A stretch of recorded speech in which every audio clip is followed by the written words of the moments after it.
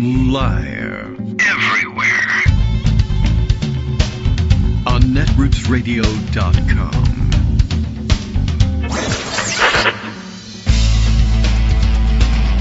David Waldman. Kagro. In the morning. Now, here's David Waldman. Hey, good morning, everybody. How you doing? It is Tuesday, September 9th, 2025. Time to get going once again. And, of course, a flood of news that there's no way we can fit into this show, even though we give ourselves a wide berth here. 2 hours to get through everything. But, of course, in order to get through things meaningfully, sometimes it takes a little bit of time. But, of course, fire hose of crap from every direction. And we're already falling behind, and it's only Tuesday. But we got the decks clear for this Tuesday, and, plenty to catch up on. And there's stuff, hey, it's all over the place. And I don't even know where to begin with things today. But a couple of interesting suggestions, of course, in the last couple of minutes just before airtime. East Coast is waking up and resorting to the social media and making me aware of too many things.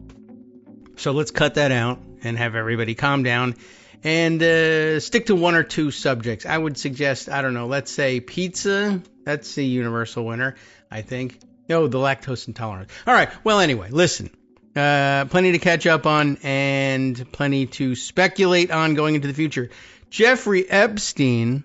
Sometimes you just have to say the name Jeffrey Epstein. But Jeffrey Epstein back in the news in a big way. Wow. I don't know if do I have a story on the actual progression of the possession of these papers. I have something from the Wall Street Journal, but I can't read it, I don't think, unless somebody gave us a gift link to it, or I could go take a look at it. But the big news was that I guess the Epstein estate has released a tranche of Epstein documents, since no one else is going to do it, including the infamous and I would say long rumored, but it hasn't been that long, the rumored birthday books, or at least one or two of them, that Ghislaine Maxwell put together with letters from Epstein's friends for one or another of his birthdays. I believe there's at least two that I've heard mentioned. And I guess we've been working on a reconstruction of the letter from Donald Trump all this time. They had the text of the page, and they had a description of how the text in this... by the way, it's about the dumbest thing I've ever seen written down by an adult human being. But we had this description afforded to us of the words on the page being enclosed inside of a sketch of some kind, showing with the outline of a naked, they said a naked woman's body, and I guess somebody put it together and tried to show how this thing, was laid out. It was very weird. And somebody must have reconstructed this thing, because I saw a sketch circulate. I think they were trying to demonstrate, all right, well, here's the body outline, and here are the, and drawing in curves for breasts, and then that they said that, well, the Donald of his signature, not the Donald like Ivana used to call him, but his signature, just first name, Donald, didn't bother going that formally with Donald Trump before, was signed in the middle such that it would stand in place in this crude sketch, and it is a crude sketch, as pubic hair. Hey, good morning. Welcome to breakfast with Kagro in the morning. Yeah, you all remember all that. I think we had the same difficulty last time.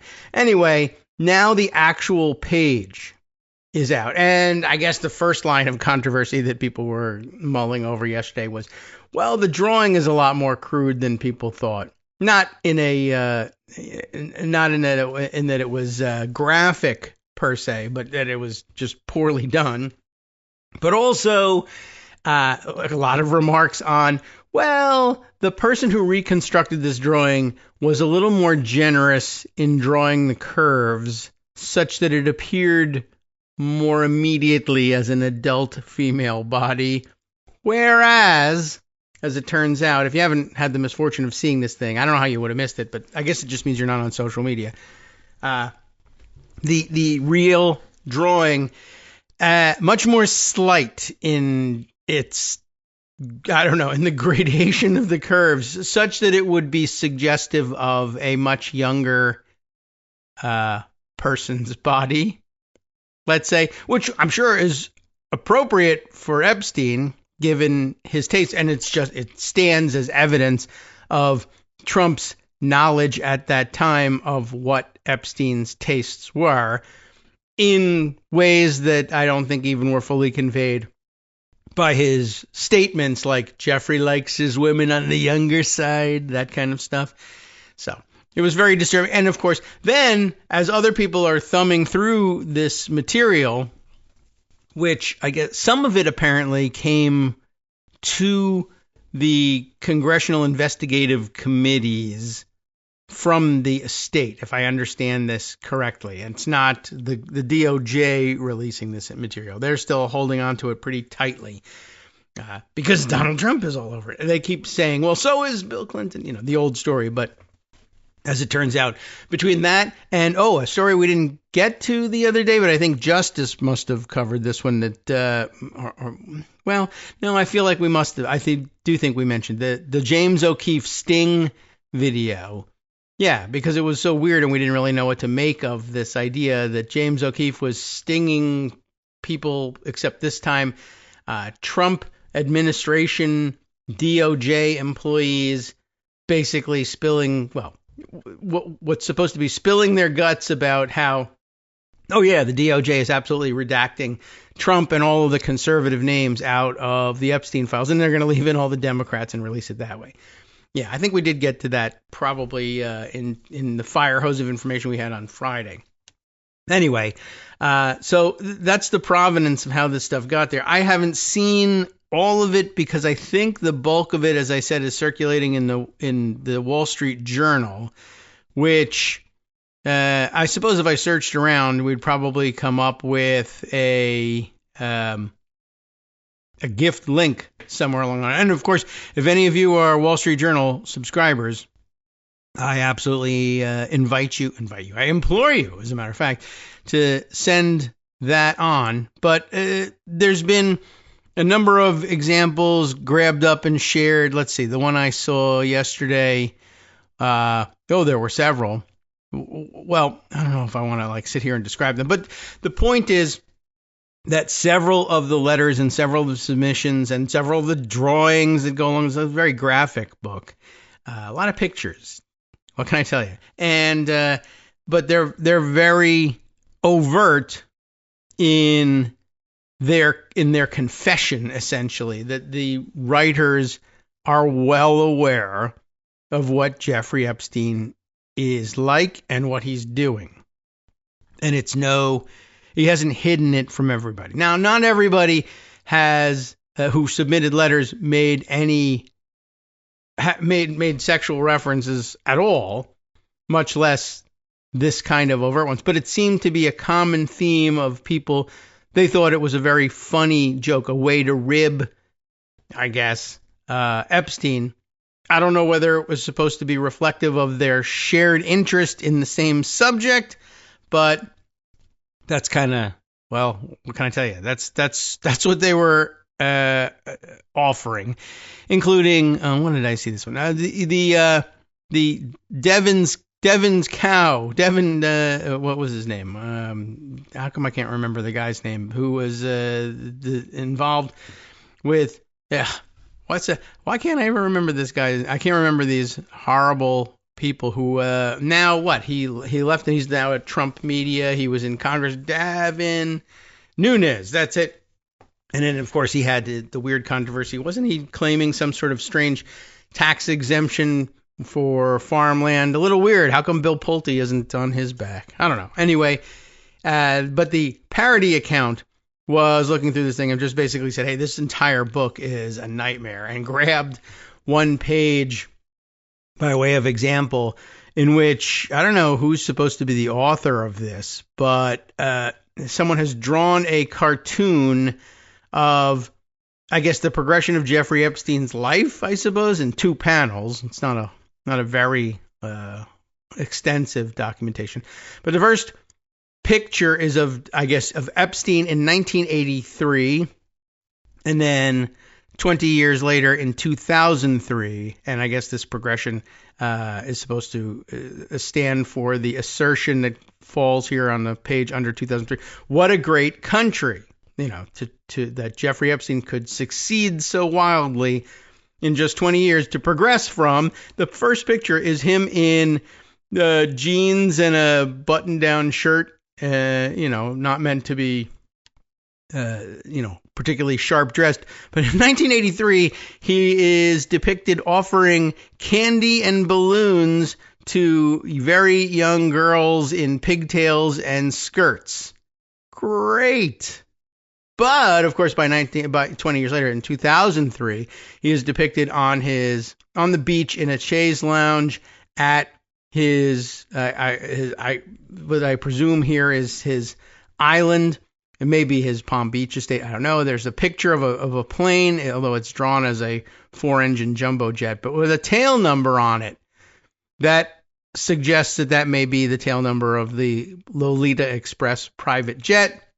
And here, an older and white-haired Jeffrey Epstein now lies shirtless and maybe pantsless, because you can't tell because there's a young blonde girl's head in the way. Ha ha. But you can see her thong and tattoo on her right buttock.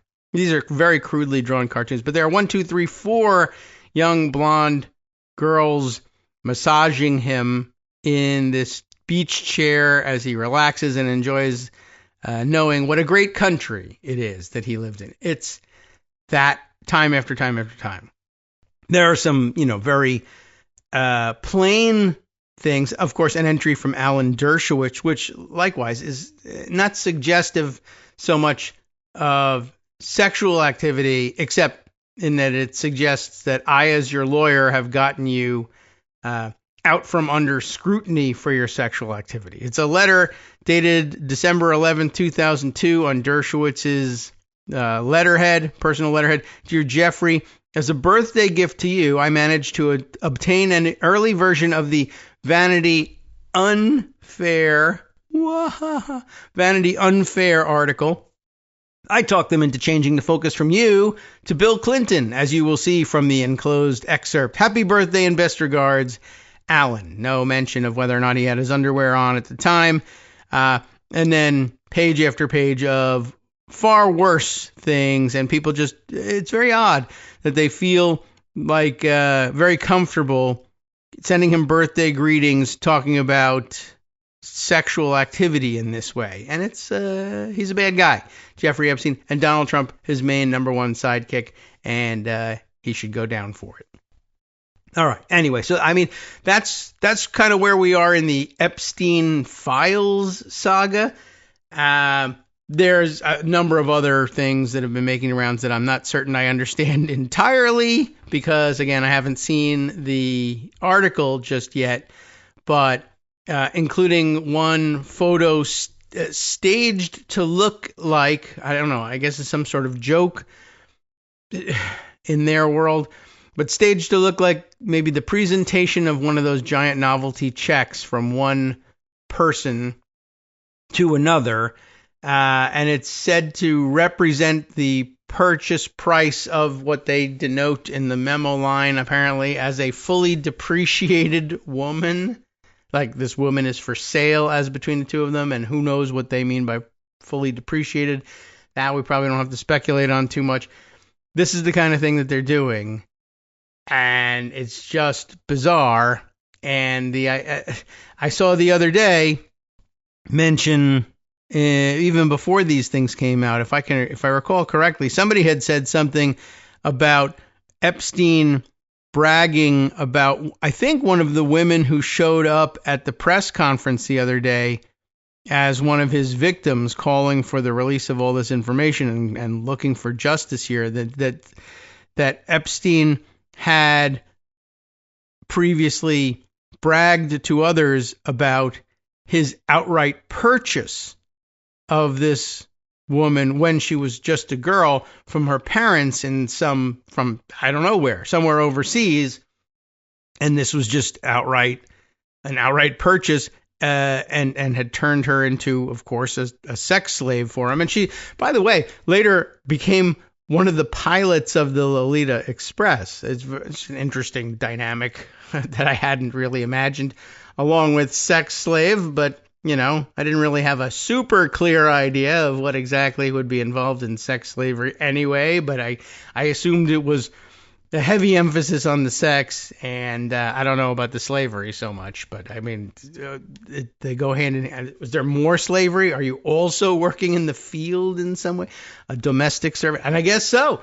You learn to pilot a jet airplane, which I will also say Epstein probably supremely confident in his brainwashing abilities, because I guess the idea of, well, you are my kidnapped or purchased sex slave, pilot this plane. Like, this plane doesn't go plunging into the ocean at some point, or if your sex slave / pilot brings a mysterious looking backpack on board, it's amazing. It never occurred to her to parachute out somewhere and just let the plane crash and kill Epstein. She was brainwashed through and through, and you can imagine it wouldn't be, I don't know. It's not beyond imagining, I guess, if you're in a world where you're purchasing people like this. But it occurred to me once again that this is not unknown to American culture. We did fight, though, once an entire civil war over the idea that no, you shouldn't be able to purchase fancy girls on the open market and make them your sex slaves, even if you teach them domestic skills and domestic servant skills along the way.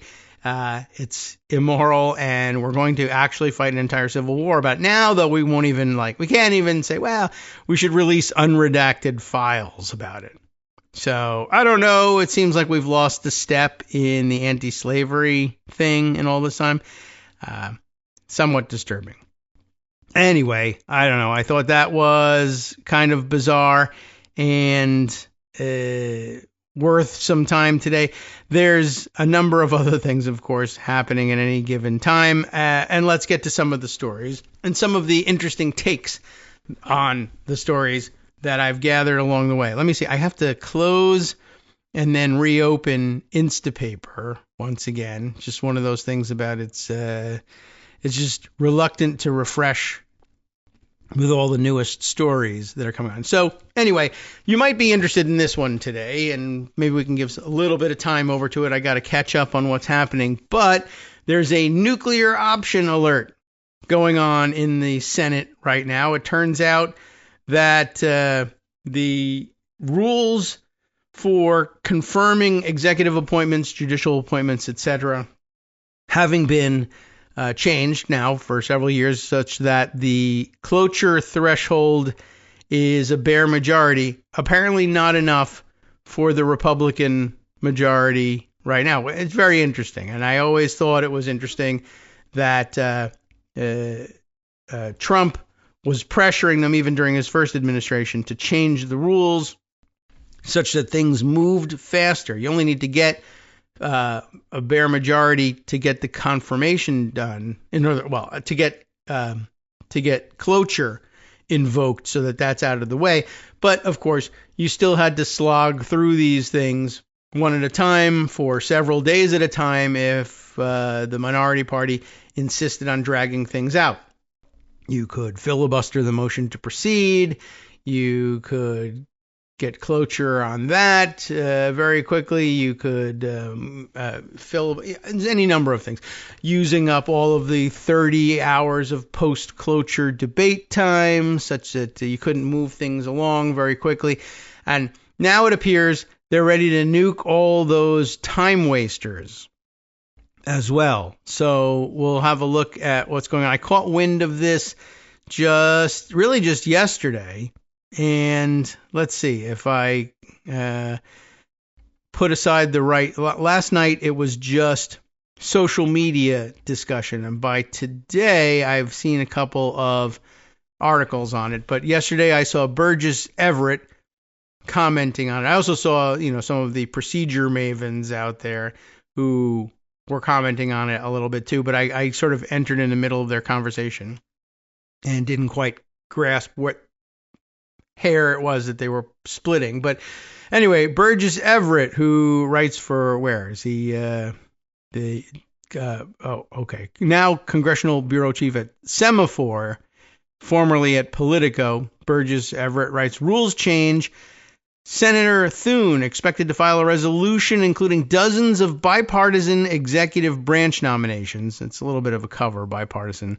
A bunch of Trump Republicans, and then I guess they threw in some people who had been suggested by Democratic senators at some point to make them feel better and be able to say it was a bipartisan package. So dozens of bipartisan executive branch nominations, and set up a Thursday vote on it. That, I guess, gives time for Greg to ask these questions tomorrow, and as the story develops, we'll have more details on it and can share them again. That's expected to fail at the 60 vote threshold, at which point Republicans would overrule the chair, making cloture on that a simple majority. That is the use of the nuclear option. So what exactly are they doing? I believe the change they're looking for here is en bloc voting on nominations. Republicans, he goes on to say, will argue that's the threshold for nominees anyway. That is that it's okay to get rid of the 60 vote threshold on a resolution moving nominations en bloc, I guess, still subject to the 60 vote threshold, and they'd like to get rid of that for the motion to consider nominations en bloc. That is to say, all at once. And I guess the end goal of this is, instead of spending 3 days getting nominees through one at a time, they want to be able to break the walls down and say, all right, well, we're going to have one vote and one cloture vote, and there's going to be 50 people nominated and confirmed by a single vote. I don't know what number they're planning on using, but it could be anything. And they just want to get the delay tactics out of the way, which, is understandable if you have an agenda, of course. And there's certainly been times when Democrats have probably wished that they could do the same when Republicans were standing in the way. But, they were preserving the filibuster or whatever for future generations, even though, as it turns out, holy cow, immediately, as soon as Trump gets fed up with it, they go ahead and get rid of it anyway. Which I guess we all knew was happening anyway. I don't know how long. I'm amazed that they held out against Trump's pressure the first time. And so, Republicans will naturally argue that the dilatory tactics and that then the president is entitled to his nominees. The thing is, no president was ever less entitled to his nominees. I know that's that's not the saying. The saying is the president is entitled to their nominees. Well, yeah, I mean, minus being impeached twice, minus possibly colluding with Russia both times in order to manufacture this election. This is despite his enormous unpopularity, his continued assaults on constitutional law, his continued assertion of blanket immunity and general carte blanche to do whatever he wants with Article 2, closing down of entire executive departments without even bothering to ask Congress, impoundment, rescissions, extrajudicial killings of people on mysterious boats offshore elsewhere, and of course the variety of nominees that he's put forward. No single president has ever put forward so many horrifically unqualified or even so many horrifically unqualified nominees who are dedicated to the sabotage of the portfolios they're meant to undertake. It's just not happening. I mean, what can I tell you? 30 hours of post-cloture debate is always a little bit silly on a nomination, but so is nominating paranormal investigators to executive positions, naming 15-year-old Supreme Court justices, whatever. I mean, and of course the number of judges that have been appointed to the bench that are rated just flat unqualified by the Bar Association.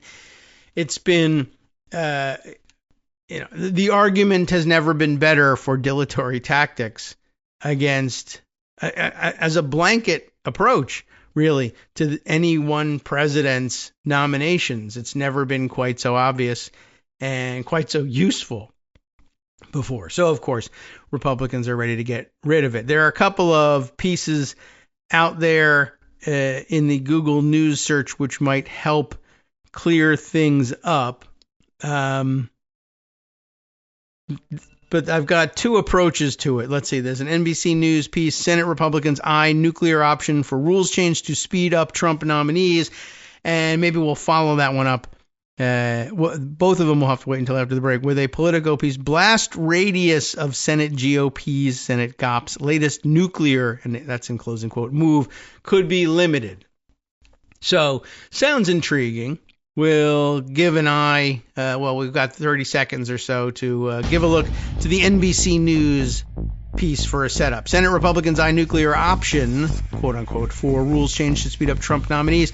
On Monday, Senate Majority Leader John Thune took the first step in the process to change the Senate's rules. They're not changing the Senate's rules, they're changing the interpretation of precedent, which would allow Republicans to confirm Trump nominees in blocks, B-L-O-C-S, no K. Now, one day needed the K to bring over for a KKK rally, and they might not give it back.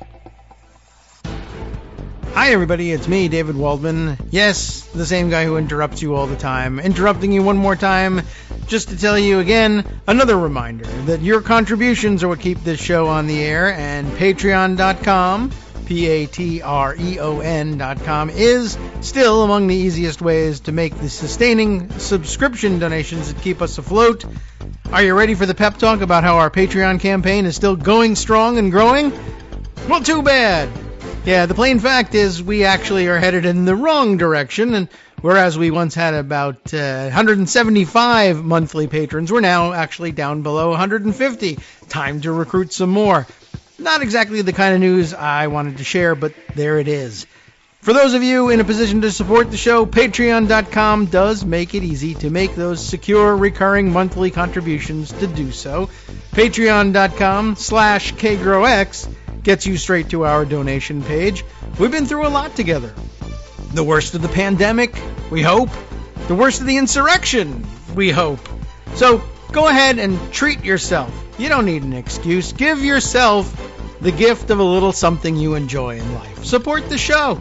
And of course, if you happen to prefer using PayPal or even the Square Cash app, we're up and running on those options too. So thanks again, everyone, for all your support. We couldn't, or at least shouldn't, do it without you. Hope you'll be on board soon too. Thanks for all your support.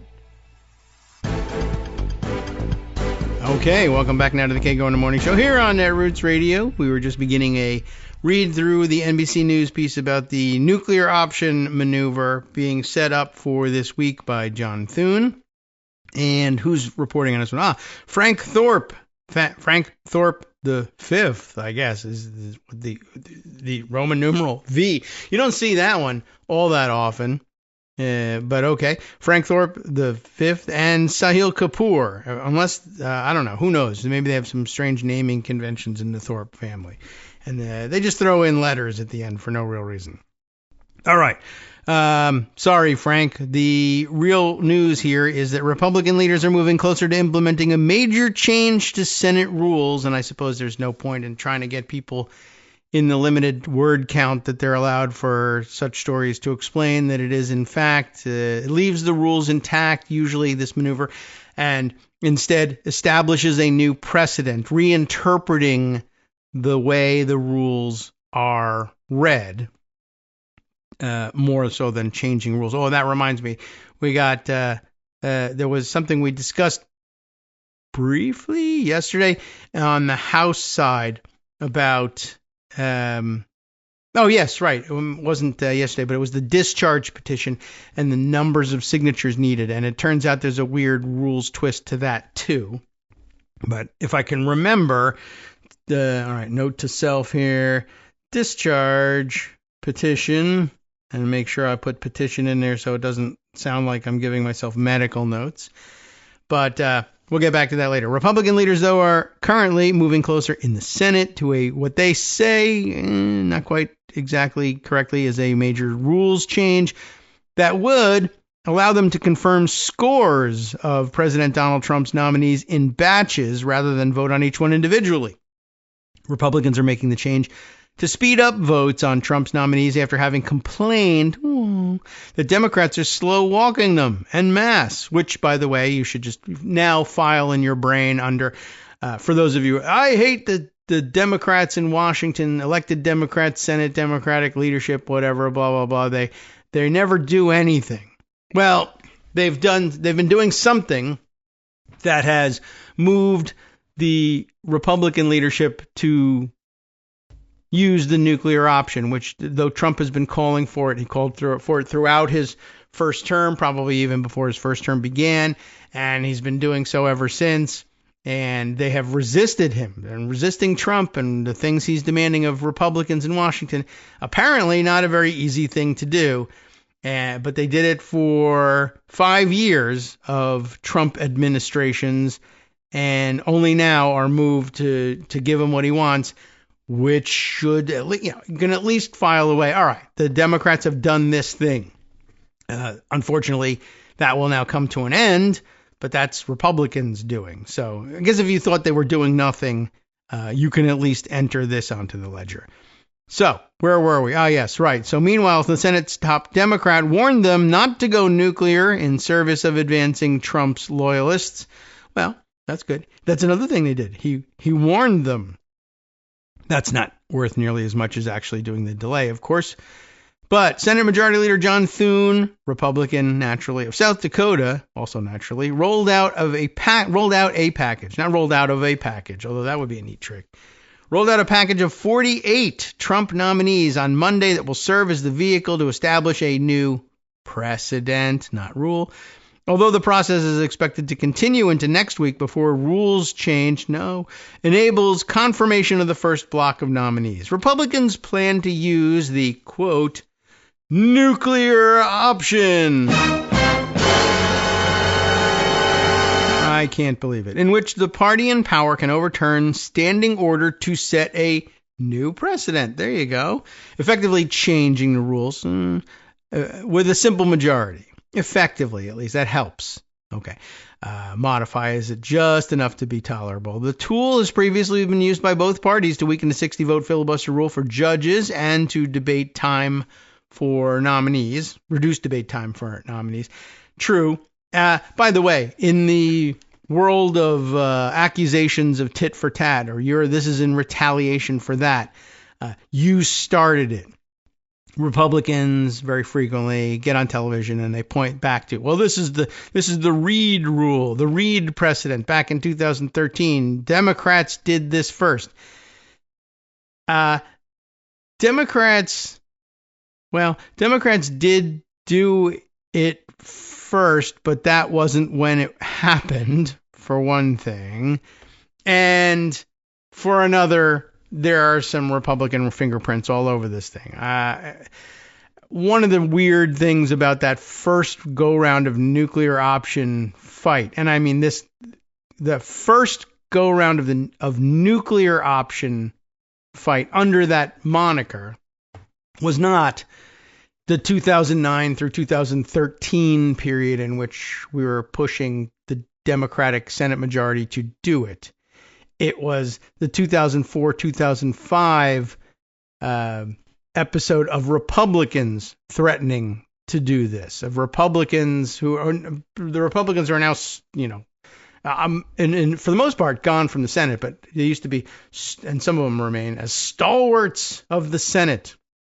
Institutionalists, but in this case, for some strange reason, they were suggesting that they should overthrow the regime essentially and nuke the filibuster for judges. Why? Because it was at that time President George W. Bush trying to install his conservative stalwarts on the court and all that came with it. And we're now experiencing what that was all about.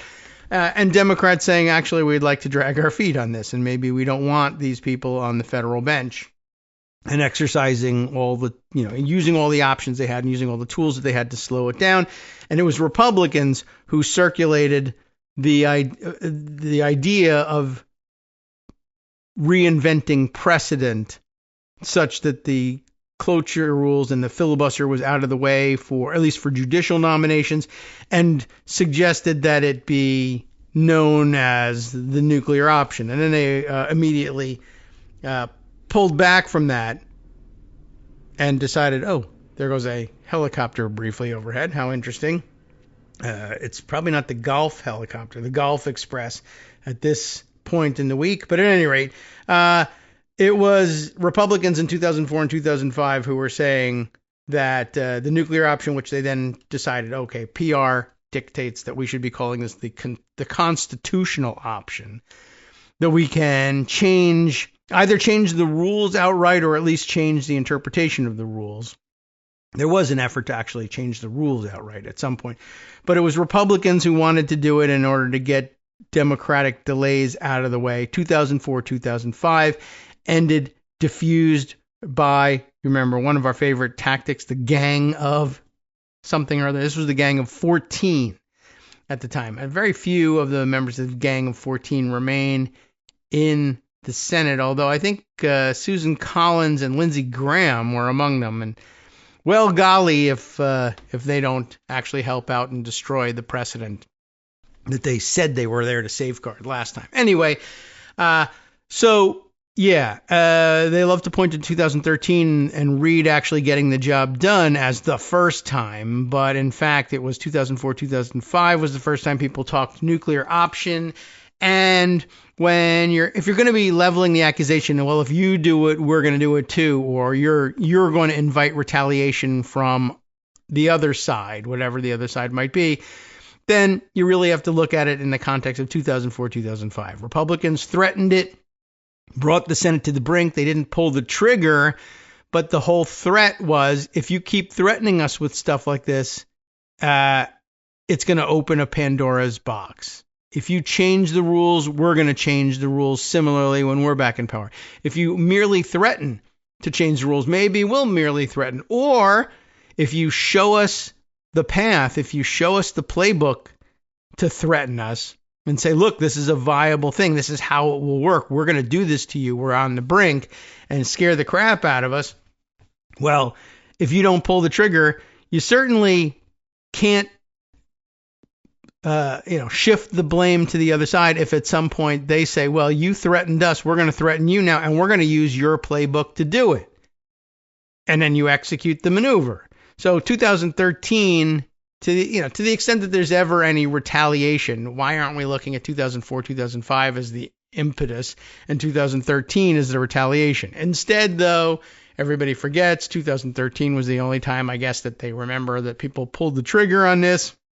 And so this is the retaliation that the Republicans are entitled to because of the brazenness with which Democrats acted in 2013, as opposed to 2013 being the retribution that Democrats were entitled to as a result of the brazenness of Republican senators in 2004, 2005.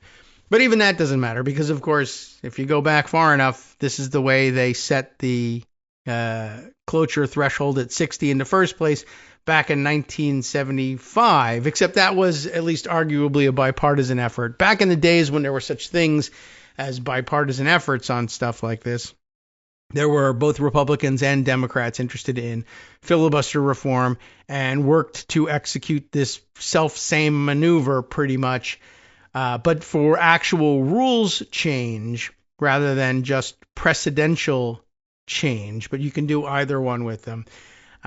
Anyway, nobody thinks about retaliation for 1975 anymore. And maybe because it was bipartisan, possibly, but naturally the Republicans involved would be deemed rhinos today anyway.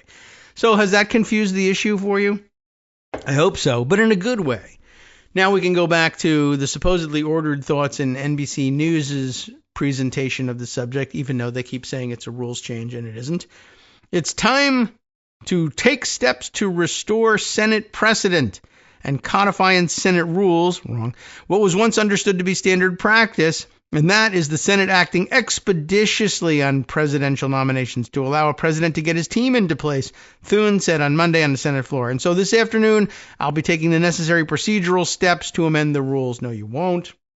And of course, it's a very big break with precedent to be nominating people en bloc, with the rare exception of far less senior positions. And of course, military promotions are very frequently handled en bloc because they're deferring to, the judgment of the military brass and saying these people ought to be promoted.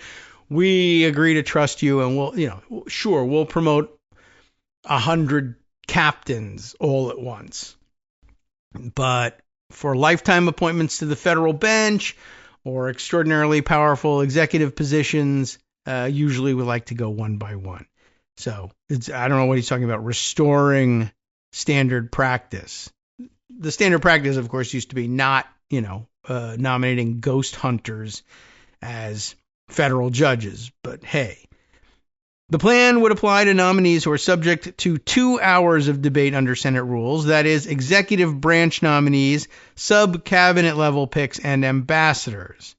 It would not apply to judicial nominations yet, but then, you can do it that way later if you feel like it. And it would allow Senate leaders to vote on an unlimited number of nominees in one block with a single up or down vote to confirm or reject them all. So you can do stuff like the crazy wackadoodle vaccine skeptics get lumped in with a bunch of normal people and maybe even one or two people that a Democrat somewhere actually supports. And it's a take it or leave it proposition. The full list of 48 nominees includes nominees such as Kimberly Guilfoyle to be ambassador to Greece and Callista Gingrich to be ambassador to Switzerland. Once they confirm that package, they will be able to do similar ones going forward. And, it's only a technical line that exists between this one and one for judicial nominations. But I'm pleased to know that judicial nominations aren't in this package, but they easily could be. You just swap the words. There's no logical reason why they're not doing it. It's political. They don't think they can get that through. They don't think they can hold their maybe they don't think they can hold the Republican conference together. Anyway, if Thune has slammed Democrats for unprecedented levels of obstruction, sure, in refusing to allow speedy votes on any of Trump's administrative picks. Thank you very much. Democrats argue that Trump is trying to stock the government with an unprecedented level of unqualified lackeys, warranting historic levels of scrutiny. That's true. They do argue that. You just heard me do it. If Republicans go nuclear, the historically bad nominees we've seen so far under Donald Trump will only get worse, Senate Minority Leader Chuck Schumer said on the floor on Monday. Sometimes it's almost as if the more corrupt, the better, because then Donald Trump will totally control what they do. It's as if he wants the Senate to confirm people willing to lie for him, to even cheat for him. He wants people who are willing to stand up for him without question. True. Schumer added that Democrats were nevertheless working in good faith with Republicans on a nominations package to advance quickly. Senator Thune was very involved, he continued. He seemed very willing to come up with an agreement, and then at the last minute, of course, Donald Trump said literally to me, "Go to hell," and the talks fell apart. Republicans would allow their own senators to object to a nominee included in the bloc, and if that happens, they would either try to work out the hold with the senator or pull the nominee out of the bloc. The same courtesy would not be afforded to the minority, as Democrats practically have a hold on every Trump nominee. But that's very interesting and a very big break with precedent there too, right? It's interesting that they would now be setting up a precedent, an interpretation of the rules wherein Republicans can use a hold and Democrats cannot. I presume they're putting it in terms of majority minority, but I don't know. What the hell? They might as well put it in terms of the party, because one day they'll be the minority party. And wouldn't it be something if the interpretation literally said, yes, Republicans can do this and Democrats can't? I don't know if they're going to be that audacious, but I mean, it's something they could do. you would have that precedent overturned pretty quickly next time there's a Democratic majority, but it would be interesting to try. Republicans recognize that a future Democratic majority and president could use the precedent they set, as Senate Majority Whip John Barrasso acknowledged. You always think about what's going to happen when the shoe is on the other foot. Of course, one of the ways you could do it is you say that we won't make that shoe, or there's only one shoe in the set, where the other one gets thrown out the window. Why not make the precedent say Republicans can do this? People would cry, but not a lot of people, out in the vast majority of America crying about it, unless they heard me talk about it. Well, you always think about what's going to happen when the shoe's on the other foot, and that is ultimately going to happen at some point. Barrasso told reporters last week when he was asked whether he worries Republicans will regret it. But this is historic obstruction, i.e., it has historic precedent, but he says it doesn't. Historic obstruction. We're trying to get back to the way this has been previously, which of course has been an obstructionist mess since forever. We've been talking about the nuclear option for 20 years now, more than 20 years. It goes back to 2004. It is now 2025. People born during the first nuclear option threats are drinking in celebration to mark the 21st anniversary of this. They're voting, they're graduating college and having celebratory drinks about it. It's been around that long. Republicans say their new rule for the Senate is loosely based on a proposal by Senators Amy Klobuchar and Angus King from 2023, which would have allowed lower-level nominees to be considered on the Senate floor in blocks of 10 instead of individually.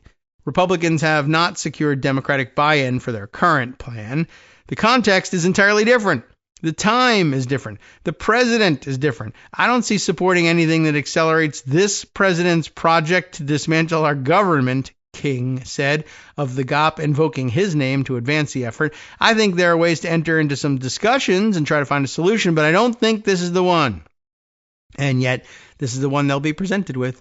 So, there you go. Very interesting. The Politico take on this sounded interesting from the headline. Let's just see if there's anything else to be gleaned from their take on it. The headline in this one was, Blast Radius of Senate Gops' Latest Nuclear Move Could Be Limited. All right.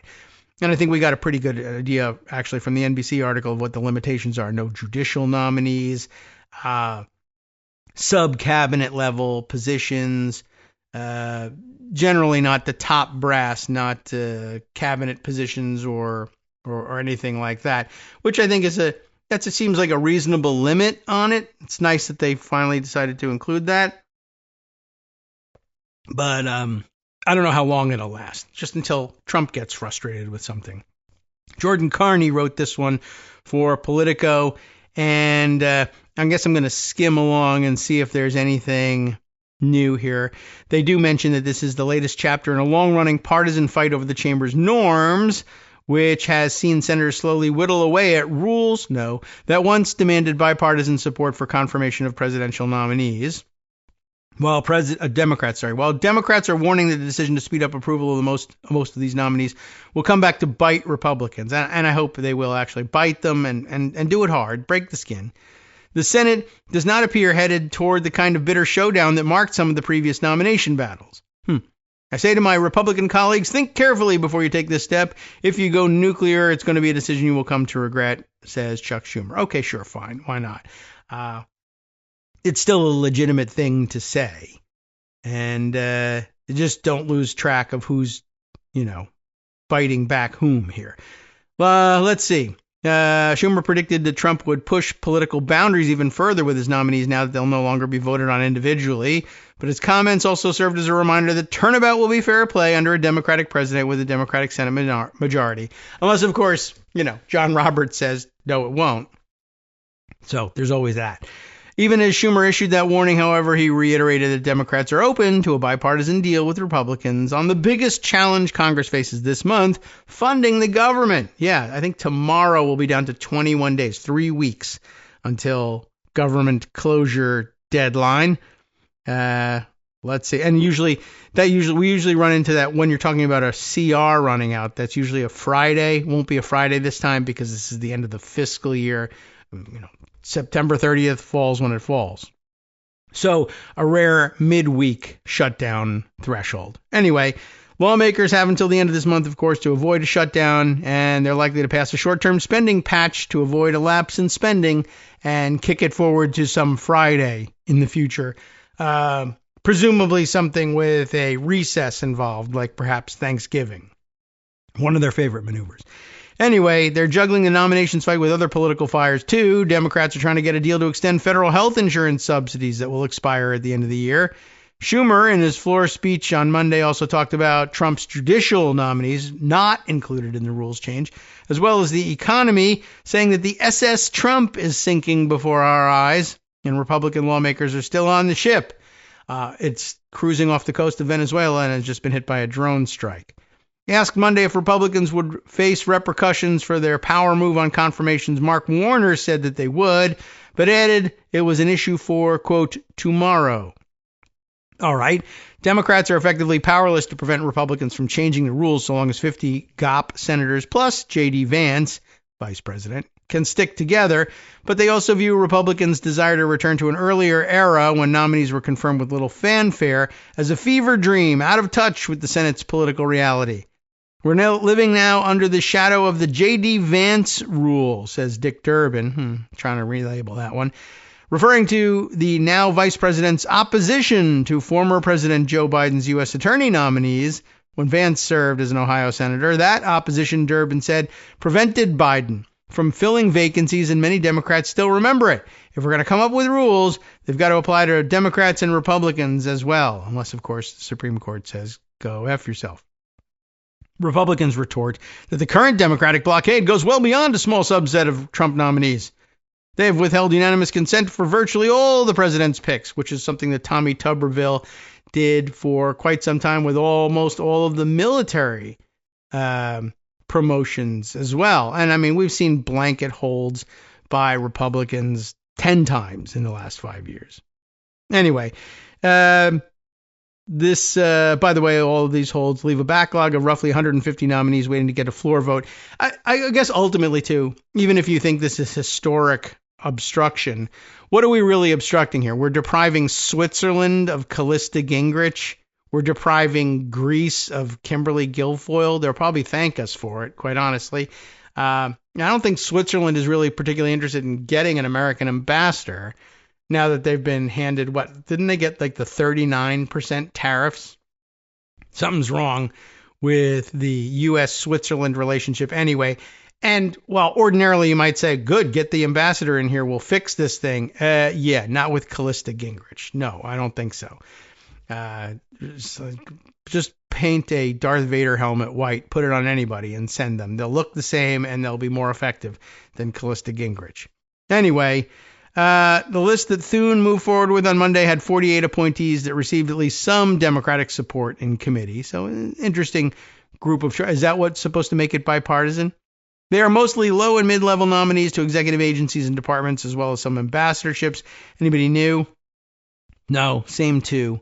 Although this one, at least they note, Kimberly Guilfoyle, formerly Donald Trump Jr.'s ex-girlfriend. Gavin Newsom's too, so whatever. Take what you want from that.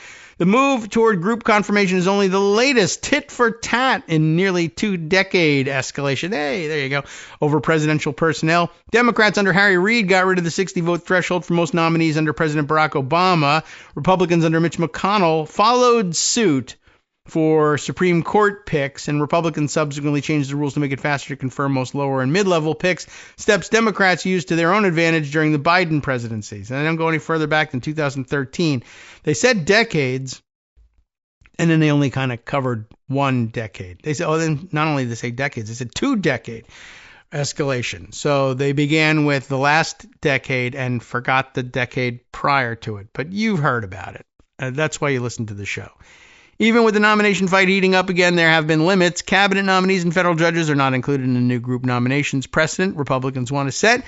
And Durbin said late last week that he was going to talk with Judiciary Committee Chuck Grassley, about trying to find a more rational and sensible way to deal with some of the panel's nominees. Durbin, the top Democrat on Judiciary, declined to provide further details. Nobody knows where that's going to go. Grassley tried to clear a tranche of nominees on Monday for a second time, blocked, of course, by Democrats. Schumer blamed Trump for the impasse and offered to reopen negotiations if Republicans would drop their plans to change Senate rules. Might as well give it a try. If Republicans are dead set on going nuclear, we won't grant consent today. Gops senators are aware their actions could be used against them in the future, but they say there's the slow walking happening right now leaves them little choice. All right. Well, I understand. That's pretty much how we felt in 2013, and everybody knew it was coming. So great. I don't know. I just find it weird that they never go back, and I guess because they didn't actually pull the trigger in 2004, 2005, but it was as close as you could come, and it was considered an outrageous threat to make. And the threat of retaliation was right there being made in front of everybody, and that you'd be foolish not to have taken the opportunity. You say you painted this new picture of this being a possibility as a regular occurrence. So, shoes now on the other foot. Probably shouldn't have laid out those plans. Thanks very much. We'll use them. I don't know. I think everybody should keep that in mind. Okay, so there you have it. And I mentioned to you that there was a rules issue over in the House the other day. They now have, we called it, well, I don't mean to call them out personally, but it served its purpose. We identified the two Democrats who had not yet signed the discharge petition for super weirdo Thomas Massey's discharge petition having to do with the release of yet more Epstein files. And who was it? Eric Swalwell and Dan Goldman, I think it was. Do I have the name right? Anyway, I thought they might have just been absent for the day. And in fact, they've gotten back to Congress, into Washington, and they have signed it. There are now 216 signatures on the discharge petition. There are 4 vacancies in the House.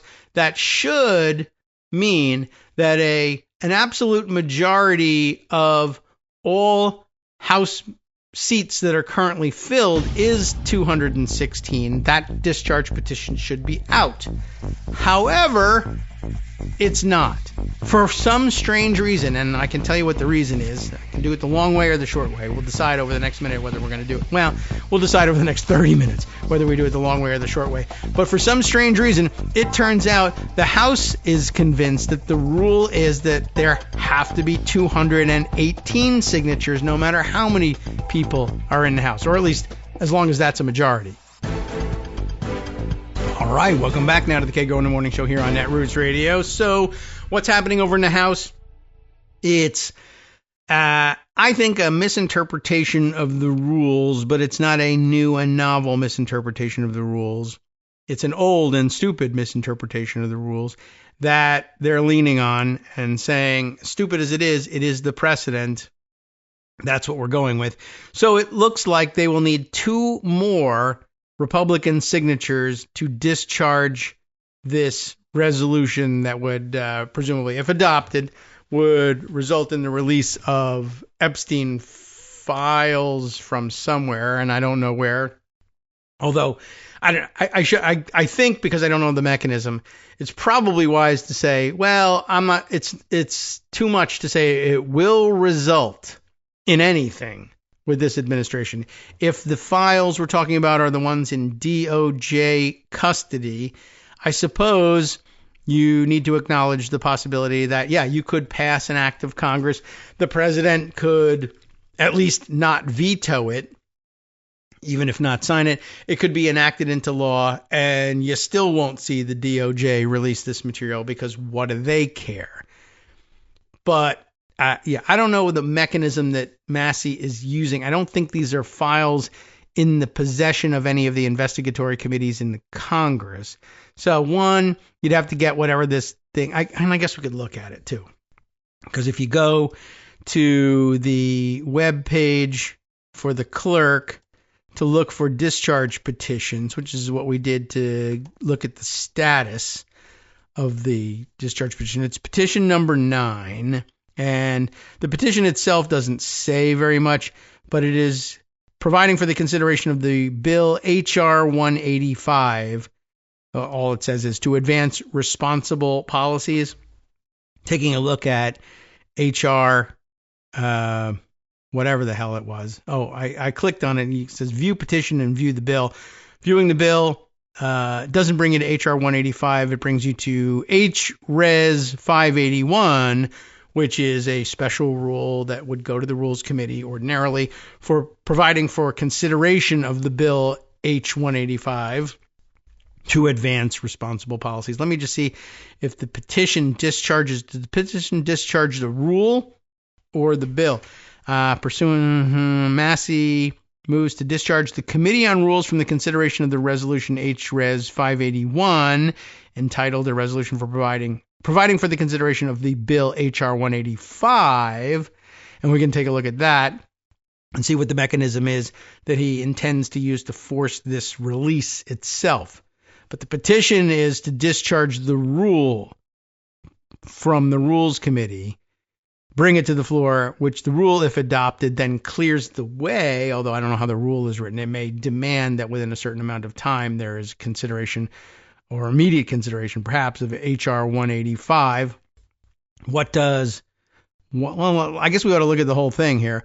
What is, are they going to tell us anything about what's the text of the rule that they're looking for? They're usually not that long. Resolved that immediately upon adoption of this resolution, the House shall proceed to consideration of the House Bill H.R. 185 to advance responsible policies. That's good. I love responsible ones. All points of order against consideration of the bill are waived. The amendment in the nature of a substitute specified in Section 4 of this resolution shall be considered as adopted. I guess there's a lot of sections. The bill as amended shall be considered as read. All points of order against provisions in the bill as amended are waived. The previous question shall be considered as ordered on the bill as amended, and any further amendment thereto to final passage without intervening motion except 1 hour of debate divided equally and controlled by the chair and ranking minority member of the Committee on the Judiciary or their representative designees, and 1 motion to recommit. So pretty standard stuff. An hour debate on the thing with no opportunity for amendment and no opportunity for points of order to be raised against the bill, which is something they do very frequently in the House. Prohibiting points of order, that is. Section 2 says, Clause 1C of Rule 19 and Clause 8 of Rule 20 shall not apply for consideration of H.R. 185. I don't know what they are offhand. We could look them up.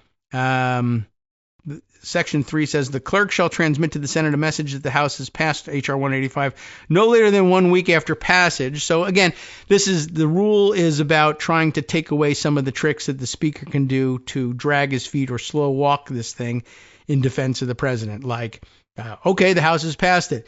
We're not going to send it to the Senate for 15 years. But if they eventually get it and pass it, well then, congratulations, you've passed the law. Section 4, the amendment in the nature of a substitute referred to in the first section of this resolution is as follows. Strike all after the enacting clause and insert the following. Let's see. They're going to give it a new title. That's nice. This act will then be cited as the Epstein Files Transparency Act. So you just had a sort of a placeholder title. It's a bill to advance responsible policies, wasn't it? Yeah. Let's see. They'll also add, some sections about Ghislaine Maxwell. Not later than 30 days after the enactment of the act, the Attorney General shall, subject to subsection B, make publicly available in a searchable and downloadable format all classified records, documents, communications, and investigative materials in the possession of the Department of Justice, including the Federal Bureau of Investigation and the United States Attorney's Office, that relate to 1, Epstein, and all of the things that are pertinent to Ghislaine Maxwell, flight logs, travel records, individuals including government officials named or referenced in connection with Epstein's criminal activities, civil settlements, immunity or plea agreements, or investigatory proceedings, entities, corporate, nonprofit, academic, or governmental, any immunity deals, non-prosecution agreements, plea bargains, sealed settlements, etc., internal DOJ communications, all communications from, related to Epstein, his associates, or detention and death, or any investigative files, documentation of Epstein's detention or death, Here are lists of prohibited grounds for withholding. Like the DOJ can still respond to that and say, well, national security or something like that. Well, let's see. What's prohibited? No record shall be withheld, delayed, or redacted on the basis of any of the following: embarrassment, reputational harm, or political sensitivity. That's it.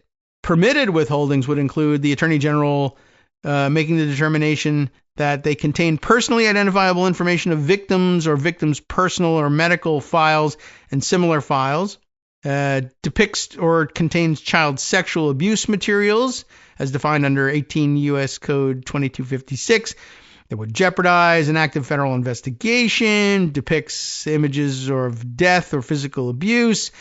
So some common sense allowed withholdings, but which they will no doubt abuse. So anyway, that answers the question about what is the mechanism. It just says you got 30 days. The Attorney General has to disclose all of this stuff. What if she doesn't? I don't know. Does it say anything about it?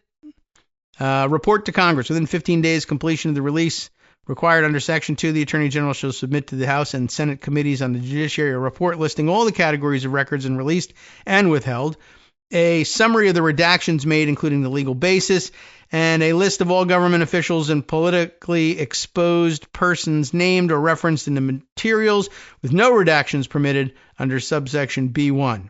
No, mention of any, and then you go to jail if you don't do it, or a fine, or any kind of criminal penalty. It's just there.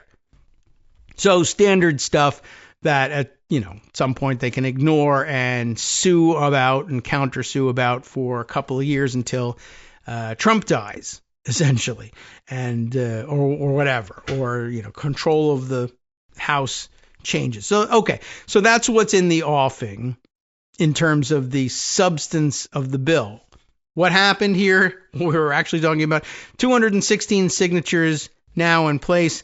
Why isn't this out there? And the answer is that there's precedent for considering the threshold to be 218, no matter how many members of the House are then, in fact, currently sworn and serving. Why? Well, I don't really know. But the answer, I don't know why. I'm not certain I know the why of it, but it is the proximate cause of it is a 1936 precedent in the House in which the question is put. They're in a similar situation that they have. I think they had 215 signatures at the time with 6 vacancies in the House. And they put the question to the chair, how come, we have 215. That's a majority of all the current members of the House. Why aren't we discharging this thing? And it's the ruling of the chair that, the rule is 218. And they argued for a while. Well, the rule is 218 because 218 is an absolute majority of the House as constituted and fully impaneled, 435 seats. We've made the decision already that we won't be counting the votes of delegates or the resident commissioner of Puerto Rico, and they can't sign the petitions, and they don't count in the counting of whether or not we got the whole majority. It was 435 seats back then, which is kind of amazing that it's never expanded. And it's 435 seats now, and that's that. 218 remains the threshold. And the reasoning comes down to, there was a lot of debate back and forth at the time that the rule was made. I think at one point, discharge petitions could be became effective with a much lower number. I think it was it was certainly a lower percentage. I saw them discussing it in terms of 145 votes. And then they decided that it really needed to be a majority of the House. So they said, the debate was, one side was saying, it's 145 seats to 145 signatures that we need now. But that was, again, that's the answer to the math problem of how many seats does it take? How many signatures does it take to reach whatever the percentage threshold is? And what's 145 at 435? 1/3. Okay. So that's your answer. So they moved it from 1/3 to 1/2, or 1/3 plus 1 to 1/2 plus 1, which, whatever. That restored control to the speakership. And for whatever reason, they thought that was wise. I mean, probably wasn't, but that's what they did. But the argument was, well, the numbers that they pinned on this were just for illustrative purposes. 1/3 of the House, just so you all know, is 145. You know that's the rule. We want to change it to 1/2. That'd be 218, as we all know, for a full complement of the House. And yet, the ruling from the Speaker in 1936 is, well, the members know the difference between saying it's a absolute majority and saying it's 218. And the whole discussion, they're saying 218, 218, 218, 218. So it seems clear to me that there's at least a rational basis for believing that the House had the number 218 in mind when it set the rule. And I'm sure it was politically expedient to him at the time to block this discharge petition, whatever it was for, and they had 215. And if he just said, yeah, I don't know, it seems dumb, but I think that the House really meant it to be 218 because they kept saying that number over and over again, and that's what the ruling is going to be. And then that's it. So now, 100 years later, we're stuck with the idea that even if there are 50 vacancies in the House, everybody gets COVID and dies. I don't know, whatever. Or measles and dies because of RFK Jr., whatever it may be. We can't do anything here anymore. And that's just the way it is because in 1936, they said, well, back in whatever year it was that they first set this new discharge petition threshold, they kept saying the number instead of the percentage. So there you go. And that's it. That's really where we are. How did I find that out? I'm crazy, basically, is what it comes down to. But, this is what I hope is what you're listening to the show for. I went to Congressional Research Service. There is an updated report as of January 26, 2003 on discharge procedure in the House. And it explains, not perfectly clearly, but it explains that 218 is the number, and it gives some reference for where that interpretation comes from because it's not actually all that intuitive. And it sends you but it gives you the actual congressional record date and page, and that's online, and you can look it up and you can read the whole debate. But I actually have made this shorter, believe it or not. I could have read you the whole debate. But it's fascinating how sometimes that stuff happens. Like you heard, all right, just to make sure that there's some connection to the first part of the show, you heard me harping on the coverage of the Senate nuclear option theatrics and how reporters were saying, and you think maybe it's not a big deal, but we just love nitpicking on this show, to say, well, they're going to change Senate rules. No, they're not really going to change Senate rules. They're just going to establish a new precedent as to how those rules are interpreted. Sometimes, by the way, those precedents are 100% in conflict with the black letter meaning of the rules that stay on the books. Like even the Reid version of the nuclear option in 2013, the rule book still says that you need 60 votes for cloture. And then there's an asterisk of some kind somewhere, a footnote that says, well, when we asked the Senate this question in November of 2013, is that when it happened? I think so. I'm having difficulty remembering. Anyway, feels like mid-November 2013. When we asked it on this date, whether or not cloture could be considered to have been invoked with a bare majority, something less than 60, the answer from the chair was, I don't remember how they structured it. Either the answer from the chair was yes, or the answer from the chair was no, and then we had a vote and we overturned the ruling of the chair. Whichever option they used, and I don't even remember anymore because I was doing a show at the time. I recall that. Anyway, the point is the job was done, and the rule still reads the same way. There's just asterisk. By the way, in 2013, under these circumstances, we said 50 plus is enough. And if we ever find ourselves under similar circumstances and look back, we'll say, yeah, that's right. Back in 2013, 50 was enough, so it's enough now. But the rule says 60. I know, but there's an asterisk here. You got to read the asterisk. That's what's happening here. Somewhere along the line, there was an asterisk that said, yeah, it should be a majority of the House, but instead it's 218. And that's it.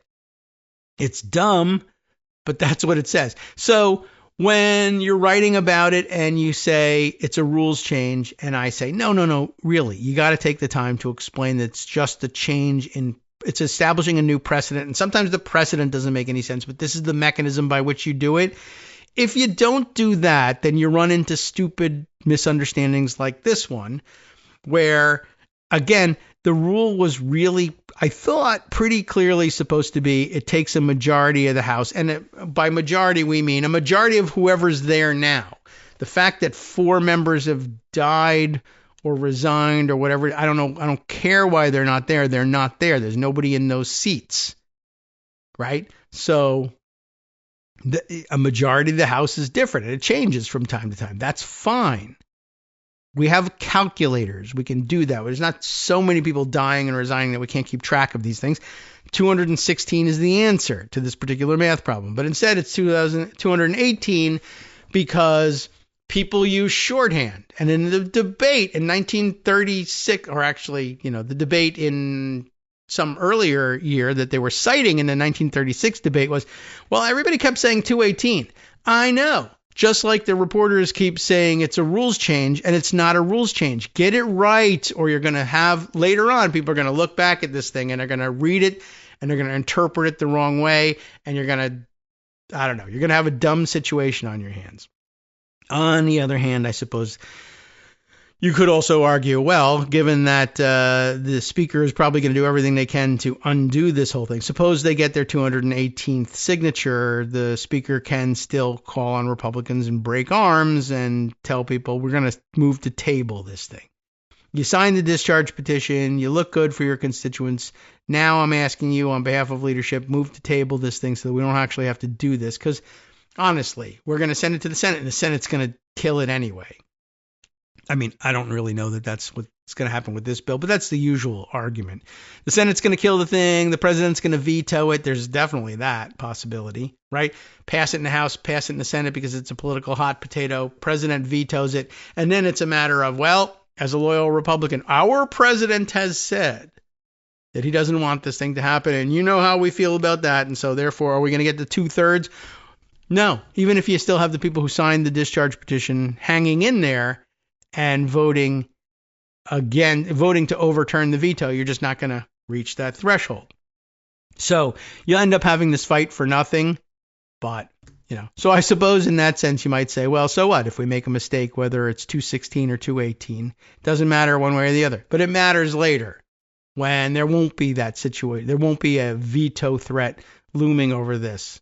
And assuming we, remain a democracy or whatever, or become one again after this. Okay, so there you go. I just thought that was very interesting because that's the kind of idiot I am, and I don't know. Hopefully you now feel perfectly informed in all of this, and you can go make a pedantic ass of yourself at some party later on. Perhaps football season being on while you're waiting for food to come in and waiting for head injuries to happen on TV. You can discuss this instead. All right. Speaking of other weird happenings in Congress, I thought this was interesting. We invoked this idea earlier about, maybe there are a few items you should put in the folder of, okay, Democrats are doing something after all. There's a lot of people trying to make that argument. I know it's not particularly reassuring or convincing to a lot of people who are very upset, and justifiably, with the Democratic consulting class, which also overlaps pretty closely, usually with their clients, the Democratic elected leadership. But Marcy Wheeler has an entry that, at least the headline of the entry, I think, will help us out. Sometimes the stuff itself gets a little bit weedy, but this is another admonition that sometimes the congressional Democratic strategy often has a lot of moving parts that go into the decisions And one of the things that you may not have had your eye on necessarily, although even if you bring it to people's attention in the heat of the moment, people will say, well, who cares about that? They're going to ignore that anyway, or we're going to lose in the Supreme Court. Or, all of that is true, and all of it is reasonably attackable as doomerism as well. But it's a moving part. You should be aware of it. She writes this reminder now that we're coming to the end of the fiscal year and facing another looming government shutdown. Keeping the courts open in March, when we were last, I guess, debating a continuing resolution, last facing a government shutdown. The whole situation repeats itself in 3 weeks. Keeping the courts open in March, sustained habeas corpus. And I think you can probably piece together what that means. But here's the argument. The upcoming deadline for government funding at the end of September has renewed the debate over whether Democrats should help keep the government open or not. And ordinarily, in ordinary times, the minority party has got it easy. You just say, well, we're not going to provide any votes to keep the thing open, especially if they're also out of the White House. So, that's the normal position. So why not default to that position now? Okay, the upcoming government funding deadline is coming up. It's renewed the debate over whether Dems should help keep the government open or not. I'll come back to the debate itself. I think lefty pundits are misconstruing the key issues before Democrats in Congress and therefore making the debate more contentious than it needs to be. I think they're also misunderstanding how best to fight fascism, which is a tall order to fight one, but also an ambitious undertaking to say, well, you're wrong about how to fight fascism. Nobody's really sure about whether or not their monopoly is good on that one. But, she says, I want to examine one part of the debate, and that's the only way to do it sanely, one part at a time. Whether Schumer was right to let the GOP keep the government open in March, in part, to keep the courts open. Remember, the courts don't shut down. They're not deemed automatically essential personnel when there's a government shutdown. They're funded by government funding bills also. And if there's no funding for the judiciary, only in the most grievous emergencies will courts agree to sit, and otherwise, even things that you would otherwise think are grievous emergencies don't happen. So if the courts are closed, God only knows. I mean, imagine, right? It doesn't take you very long to think about what would Trump do? What is Trump doing now in the face of courts that are open? He's ignoring them. He's blowing right past them. He says they don't matter. If they don't even get to sit and issue these opinions that he can push aside, well, then the field is just that much more open to him. That's the basic concept here. In a rambling and otherwise, or an often confused post, oh boy, Ezra Klein, I'm not going to complain because this whole show is rambling and confused. Ezra Klein described that keeping the courts open was one of Schumer's justifications for allowing Republicans to fund government back in March. I guess she agrees with the point, but just not the delivery method. Here are some excerpts, which I guess keep it from rambling too much, although it's hard to keep me from rambling too much, hard to keep Empty Wheel from rambling too much. She loves to over excerpt, I think. The argument Schumer made was threefold, said Ezra Klein at the time. First, Trump was being stopped in the courts. There were dozens of cases playing out against him, and he was losing again and again and again. Shut down the government, and you might shut down the courts. Marcy then adds, but Klein opined, that argument no longer holds because Trump is not losing at the Supreme Court. All right, it's a point. More excerpt. Not a single argument Schumer made then is valid now. First, Trump is not losing in the Supreme Court, which is weighed in again and again on his behalf. Instead of reprimanding Trump for his executive order unilaterally erasing the 14th Amendment's guarantee of citizenship to all born here, it reprimanded the lower courts for imposing a national freeze on his order in the way they did. It has shown him extraordinary deference to the way he's exercising power. And then a jump. And another quote, Schumer's argument in March was that the courts were stopping Trump. Let them do their work. What we can say in September is that no, John Roberts is not going to stop Donald Trump. Now, back to Marcy. She says, I've never argued the Supreme Court was going to save us, and I don't think Schumer did either. It is certainly true that SCOTUS has used its shadow docket to override lower court orders upholding the plain letter of the law, perhaps most egregiously by endorsing suspicionless searches of Latinos. She says today, it was in fact now yesterday. Big story that we have not yet spent time discussing. But I think you know that it's out there.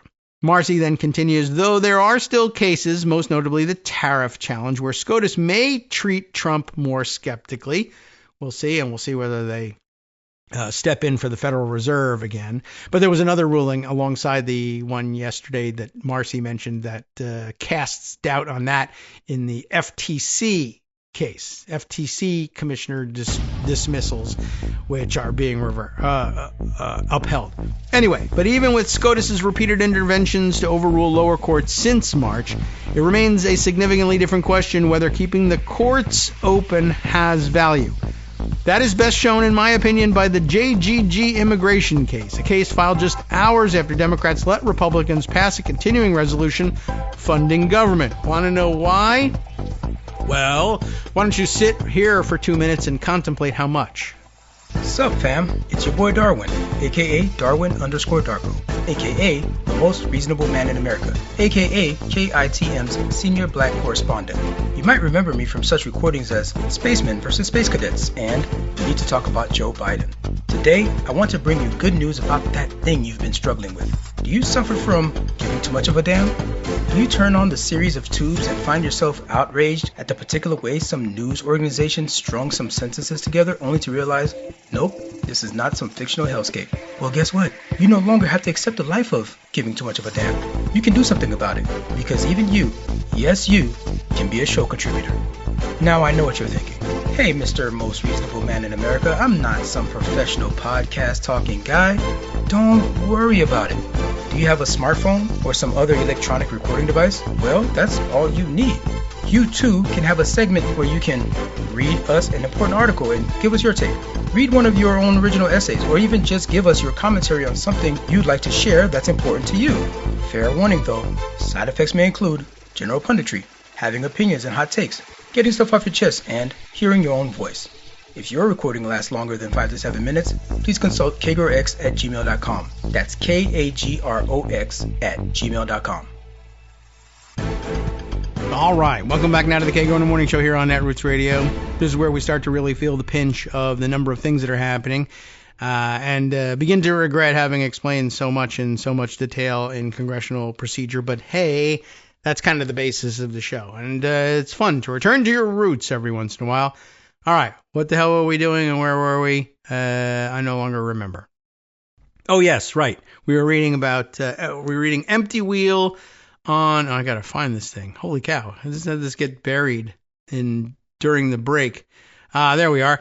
Empty Wheel's piece, Keeping the Courts Open in March Sustained Habeas Corpus. The whole premise of this thing seems to be that, once again, some of the institutions that, we can ultimately worry about whether or not they're going to hold in the face of Supreme Court interventionism. True. But there's a lot of valuable work, at least setting up speed bumps, I would say, going on in the lower courts, including the appellate courts in between. And the fact that John Roberts is allowing them to be bulldozed, it's certainly less than satisfying and doesn't do much to preserve democracy, but it does at least highlight the fact that what's going on is extraordinarily egregious, and things that people thought they understood to have been the bedrock constitutional principle for 250 years are being swept aside. Well, it's a lot easier to make the case against the current regime that way than if that's not happening. Every case goes immediately to the Supreme Court instead. There's just less attention grabbed by it. So, as we were saying on our way out here, Marcy was arguing that it is best illustrated, this idea that the courts need to stay open and provide some resistance here, by the JGG immigration case, which was filed just hours after Dems let Republicans pass that continuing resolution back in March, funding the government. What was going on? Stephen Miller, had schemed for years to use the Alien Enemies Act as a way to carry out deportations with no due process. He saw it as a way to bypass habeas corpus itself. I would add the word itself here. The very foundation of Anglo-American law enshrined in the Magna Carta. It's a big deal. On March 15th, Trump invoked the Alien Enemies Act, the AEA, with the gang Tren de Aragua, based on claims his spooks told him before and would tell him again afterwards were false. Then DHS started packing hundreds of Venezuelan men onto planes based on little more than their tattoos, sending them to Nayib Bukele's concentration camp as part of a quid pro quo designed to hide Bukele's own ties to gangs. Why? Who cares? I don't know what the deal is with that guy. I mean, why Trump cares about maintaining him in power. Anyway, Kilmar Abrego Garcia, who continues to fight to vindicate his legal rights almost 6 months later, was also on one of those planes. You all know his story.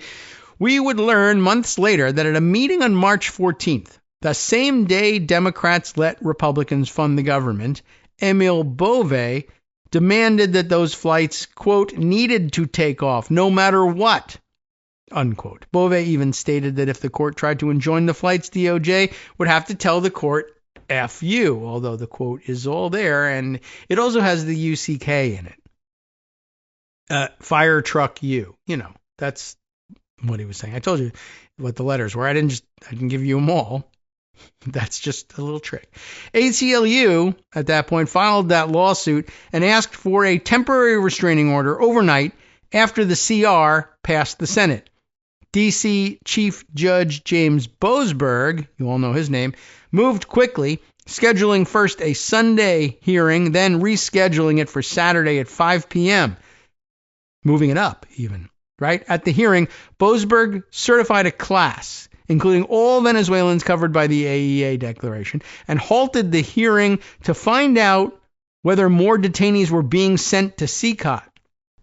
After DOJ dodged in response and, according to Erez Ruveni, lied, Boasberg ordered that, quote, any plane containing these folks that is going to take off or is in the air needs to be returned to the United States.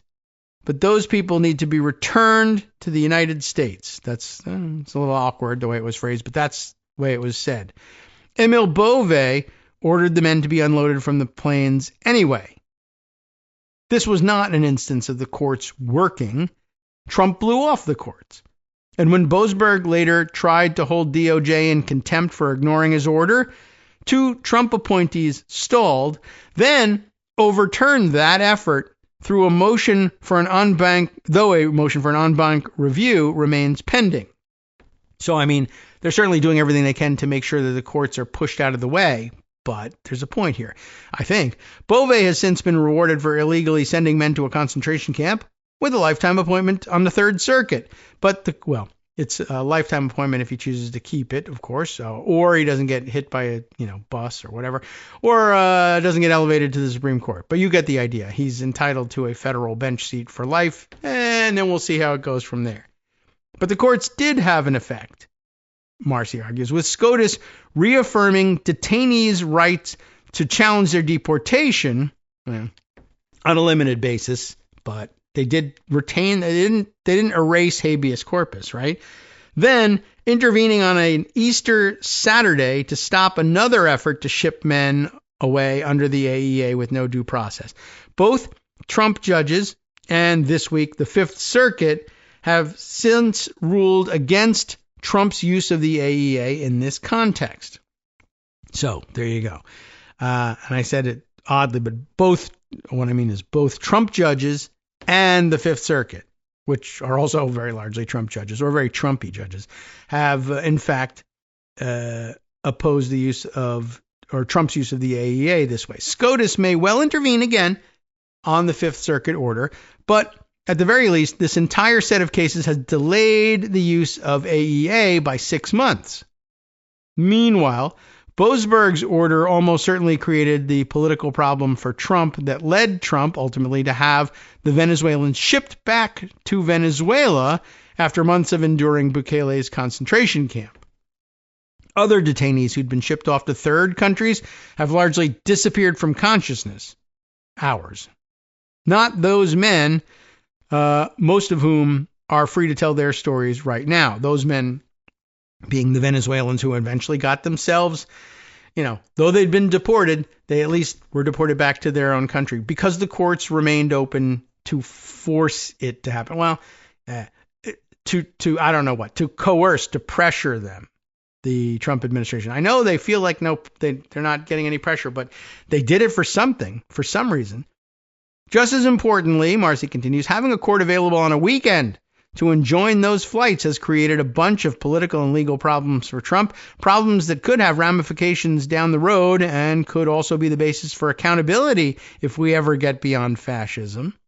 Donald Trump shipped a bunch of mostly innocent men to a concentration camp where they were tortured in defiance of a court order.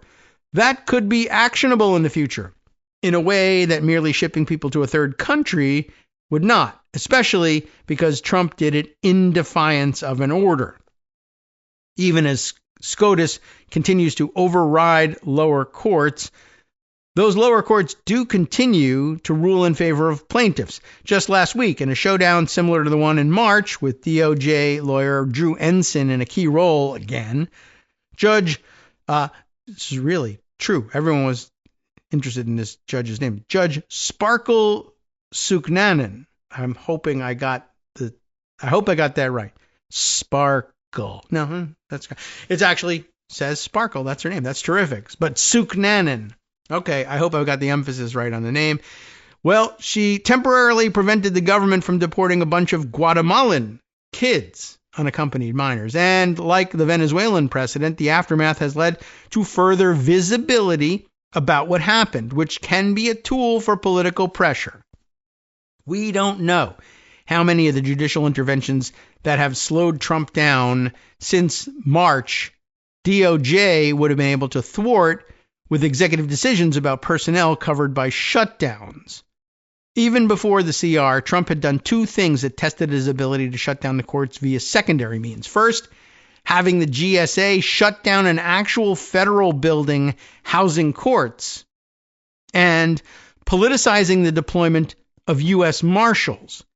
If the government shuts down this month, I would be unsurprised if he repeats both tactics as a means to shut down access to courts. And while DOJ wouldn't have been able to shut down courtrooms immediately, they can pick and choose which of their own employees are deemed non-essential. What DOJ can do, has already been able to do in the wake of the purges at DOJ, is to ask for delays in scheduling due to the fact that they're shorthanded. We know from Era's Roving that DOJ was counting on just such a delay with the JGG case, just 48 hours they wanted so that they could get innocent men into Bukele's concentration camp without legal review first. That didn't happen in March, but it may well happen in September during a shutdown. We're not in the same place we were in March for a variety of reasons. Again, she says, I plan a follow-up. The question before both parties in Congress is whether Congress will reaffirm the power of the purse at all in the wake of Trump's rescissions. That makes this decision far different than the one Congress faced in March. But what the last 6 months have shown may well be the opposite of what Klein argues on the courts. Yes, SCOTUS has repeatedly intervened to help Trump. Even in the face of that, though, the courts remain one tool that people are using to fight fascism. There are people alive and free today who bear witness to that. And that tool may get a lot more scarce if the government shuts down at the end of the month. Okay, it's a good point. Certainly true. I will also remind you that there's nuance to it as well, as with everything. Federal courts actually usually do have some independent source of funding, although it's only very short term. But it comes up every time there's a government shutdown and people point to, if something extraordinarily important is making its way through the courts, there are judicial administrative funding pools that they can draw on to sometimes stay open for a matter of weeks if necessary. And I suppose if they close selectively, they might be able to extend some of that. But it's not something you can do long term. And between that and the sabotage that the administration can impose, there's a pretty serious question about how efficiently the necessary courts could function. So, it's a good point, and well worth remembering. And I guess to stick with something that might be sort of emerging as a theme, things that Democrats are doing or that institutions are doing that if you give in too much to doomerism, and it's natural, everyone wants to entertain doomerism, at least for some part of the day, but giving into it entirely not recommended. There's another addition to this, and I happened to notice this once again via Blue Sky, and thanks to somebody that I don't think I recognized right away, but Ariella Elm. And guess what? Ariella Elm's Blue Sky profile begins, "I'm so done with doomerism." Now, there's a lot more to it, of course, but that seemed like a very relevant piece, and here's why. The comment that grabbed my eye, "I didn't know about this," she says, "and if I didn't know about this, then you probably didn't either." It's a good assumption. I didn't. "This should be my entire feed, and it's not, and that's a problem. This situation." I'm sorry. Okay. I see. I missed a word here, but this sit-in, there's a sit-in going on. What sit-in? I'll tell you about it in a second. This sit-in has now been going on over 48 hours, and this post is from September 6th, so since middle of last week, going on for over 48 hours, and I am just hearing about it now. I don't know if it's still ongoing. I didn't know it was happening. That was Ariella's point here. What is the situation? What is the sit with the sit-in? Where is it happening? Here's the news from KFVS. Do you know KFVS and where they're situated? Cape Girardeau, Missouri. What's happening in Missouri? Missouri House Democrats plan to continue sit-in over a weekend.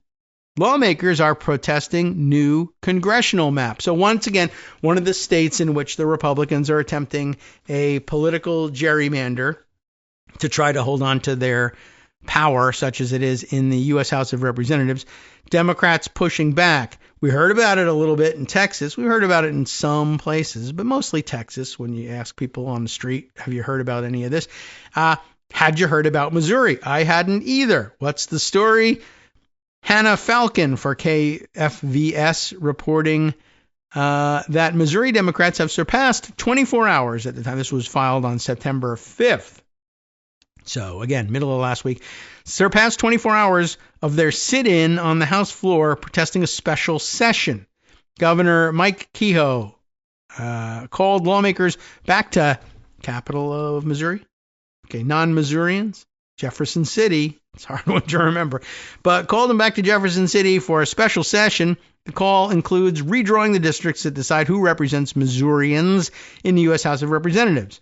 Lawmakers are also planning to take up bills on the state's initiative petition process, the process that allows citizens to amend the state constitution. They're kind of sick of you guys amending the constitution on them, and then them having to read the results, disagree with them, and re-amend it.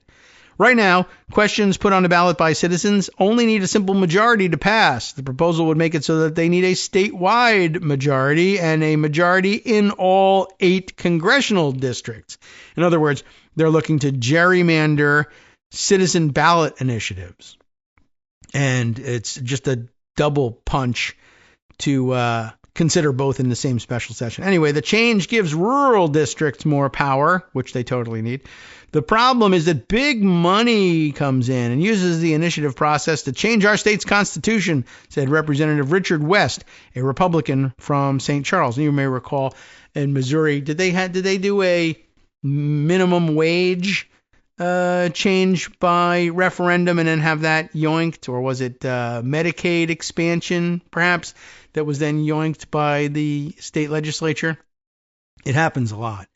Republicans say this will stop out-of-state interests, but Democrats say it ignores the will of the voters. Now, all the voting is taking place in state, right? The people of this state overwhelmingly vote for policies at the election box, new term. And then the legislature's number one priority in the next year is to repeal it. said Representative Carrie Engel, a Democrat from Lee's Summit. She's got it right. Currently, Missouri sends 2 Democrats and 6 Republicans to Washington, D.C. The new map is said to split up the Kansas City area, currently represented by Congressman Emanuel Cleaver. The split, they're going to cleave Cleaver's district. The split aims to create 7 districts likely to vote Republican and only 1 likely to vote Democratic. Does that sound fair for all of Missouri? This is encouraging your public officials to get, to meet you, to talk to you, to work for it. I think a lot of these districts are actually more competitive. West, the Republican says. Both special sessions bills have now been approved by House committees and are scheduled for debate and votes on the House floor next week. That's now this week. In an effort to get attention of the House Speaker, John Patterson, House Democrats are staging a sit-in. Representative Jeremy Dean kicked off the movement by refusing to leave the floor. He's been there since 10 a.m. Thursday. I got to check in and find out if he's still there. Especially after seeing what happened in Texas, they are recognizing Missouri is next on the list, which means a state near them is next, or their state is next themselves, Dean said. I guess speaking of those outside of Missouri, he certainly recognized that his state is next. Dean said Speaker Patterson has not spoken with him directly, even though he's a speaker, but he's been in contact with Minority Leader Representative Ashley Aune, I don't know, Aune, sorry, Representative. But Dean anticipates losing his committee assignments, but said he will not leave the floor until he gets the discussion he's asked for. Patterson was not in his office on Friday and has not responded to Gray Media's inquiries. I guess Gray Media is the ownership group for what are we talking about? KFVS. So, I don't know, shall we Google and figure out what's going on here? Let's scroll down and get the name of our sitter in here. Is it Dean, right? Where's Dean? Jeremy Dean. Okay. Representative Jeremy Dean was conducting the sit-in, and let's see what Google says about, hopefully without AI. Jeremy Dean, Missouri State Representative. Okay, great. Let's go over to the news section here and see what we get. Tensions high ahead of Missouri House debate on redistricting. Okay, that's one day ago. We got 16 hours ago. I guess that's the most recent that presents itself right away from coverage from Common Dreams. All right. Well, let's see. They're probably digesting some of the local coverage themselves. Missouri Dems hold sit-in for 100 plus hours to protest Gops assault on democracy. We're still on the Missouri House floor because democracy is worth the fight, said State Representative, another one, Ray Reed. The Gops is trying to rig our maps in the middle of the decade at Trump's demand. Well, that's certainly true. Jessica Corbett writes it up for Common Dreams. 3 Democrats in the Missouri House of Representatives spent over 100 hours in the chamber protesting Republicans' efforts to rig the state's congressional map. Anything new to add to this? We got Democratic State Representative Jeremy Dean, Elizabeth Fuchs, F-U-C-H-S, and F-U-C-H-S. That's Charleston High School. We can't stand you guys. I don't know. All right. Well, we love you. You're fantastic. And Ray Reed as well gives their district numbers. There's a lot of them there, I guess. In case you were wondering, I don't know whether giving you your district number will tell you whether they're nearby or not. But Jeremy Dean of the 132nd district, Elizabeth Fuchs of the 80th, and Ray Reed of the 83rd began their sit-in Thursday. Stayed at the state capitol throughout the weekend after signing a letter to Gops House Speaker John Patterson of the 30th District requesting a meeting. And okay, it doesn't, I don't know what the current situation is, but they're certainly making use of social media and letting people know, spreading the word about that.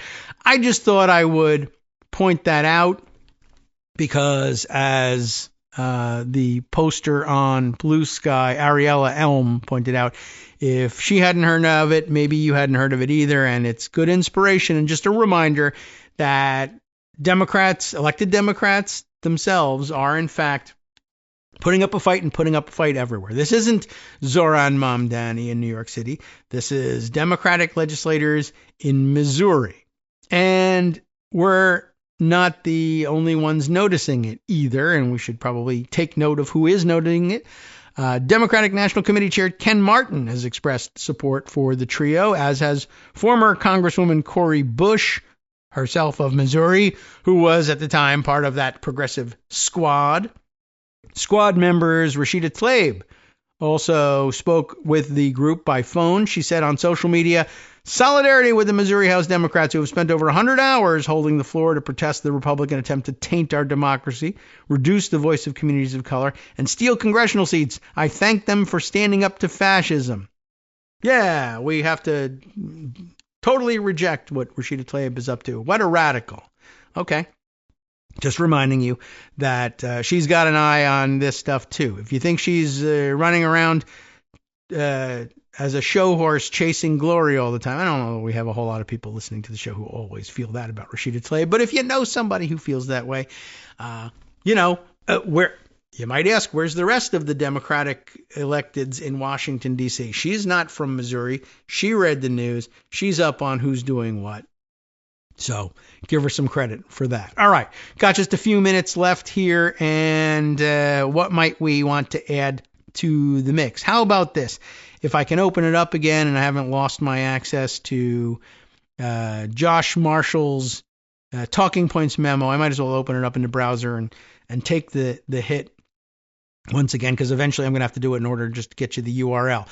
Jeffrey Epstein, just to close out the show, I guess. I mentioned this in passing, and I provided it as a link to Scott yesterday. Must have made it into the roundup. We didn't get to read the substance of what Josh had written.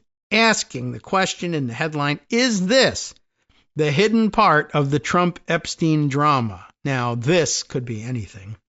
And 19 parts of the Trump-Epstein drama are hidden. What is this one in particular?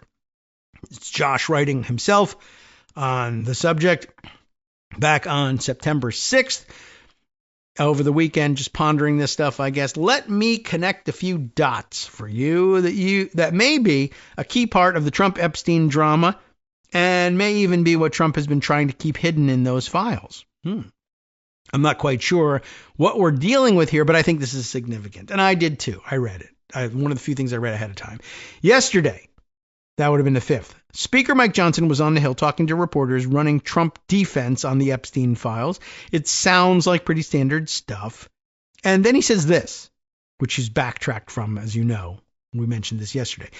The quote was, when he first heard the rumor, he kicked Epstein out of Mar-a-Lago. And by the way, he apparently delivered this at like a mile a minute. It's a super rapid delivery, auctioneer style, as others have described it. When he first heard the rumor that he kicked Epstein out of Mar-a-Lago, he was an FBI informant who tried to take this stuff down.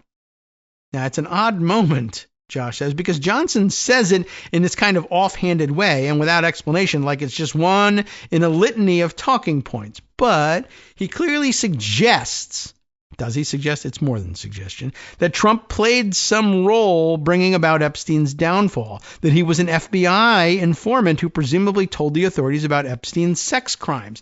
And since he backtracked on it, I did see somebody else point that out, because the backtracking Johnson attempted to use was, I didn't mean to suggest, I didn't mean to suggest he was an actual FBI informant. Really? Because the quote is, he was an FBI informant. What do you mean you didn't suggest? It's not even a matter of suggestion. You just flatly said it. But, this is your dodge. Anyway, Josh goes on to say, the clip got a lot of attention on social media, unsurprisingly. One of Trump's top surrogates is suggesting that far from being implicated in Epstein's crimes, Trump is some secret good guy in the shadows. The guy who, out of the limelight, helped the authorities bring Epstein to justice. Total fantasy, right? Well, this reminded me of something I saw in one of those recent interviews with journalist Michael Wolff, who has been out in the media letting everyone know that he has some large quantity of taped interviews with Epstein from during Trump's first presidency, but before his rearrest and eventual suicide. Wolff said that Epstein suspected that Trump was the guy who ratted him out to the authorities. So maybe some version of Johnson's claims isn't that far-fetched. But of course, this isn't actually exonerating at all. In fact, it implicates Trump about as badly as anything we've heard to date. You can't tell what you don't know. Trump was in a position to rat out Epstein because he knew all about his operation and had for years. They were close carousing buddies for years, partying and trying to one-up each other, competing to bed young women. Whether that also included girls under 18 for Trump, we don't know for certain, but we have abundant evidence about their carousing and bro one-upsmanship with women just over 18. Even if he never touched a girl under 18, Trump clearly knew who Epstein was. And that he was doing that. If he's the one who ratted Epstein out to the authorities, leading to his 2008 plea deal, that only confirms his knowledge more clearly. Right. But the details of why Trump appears to have turned on Epstein are key too. Wolf lays out the details starting after minute 32 in an interview that he links to. You can watch it on YouTube. There's a lot going on here. He tried to walk you through the key points. Epstein was trying to buy, this is the property dispute theory. Epstein was trying to buy a South Florida estate. He brought Trump along to see it one time, and later on he finds out Trump had gone behind his back and placed a higher and ultimately successful bid on the property. He'd snatched it out from under him with a much higher bid. The problem was that Trump's entire empire in 2004, when this happened, was teetering on the edge of bankruptcy. It made no sense that Trump was coming in with a $41 million bid to buy this property. So Epstein suspected that Trump was acting as a front for a Russian oligarch as a money laundering scheme, of course. And in fact, Trump did purchase and flip that estate 2 years later to a Russian oligarch, Dmitry Rybolovlev, for $95 million, for a profit of over $50 million on the deal. We know this. We've heard of this. Epstein was pissed for his own reasons, but he also suspected the money laundering scheme. So he threatened Trump that he'd bring the whole thing out in the open through a series of lawsuits. And right about that time, the same authorities got a tip about Epstein's activities from out of nowhere. It started an investigation that led to his eventual arrest. Isn't that something? You have been listening to Kagro in the morning with David Waldman. So it's pretty amazing. And there's more to Josh's speculation, including the question of why did Johnson say that, especially now that he's retracted it. It's very interesting. I'm sure we'll be talking more about Jeffrey Epstein as the week goes on. Tomorrow's Wednesday. Greg will be back to help us and do that. And for right now, Justice Putnam with the West Coast Cookbook and Speakeasy. We will see you again tomorrow.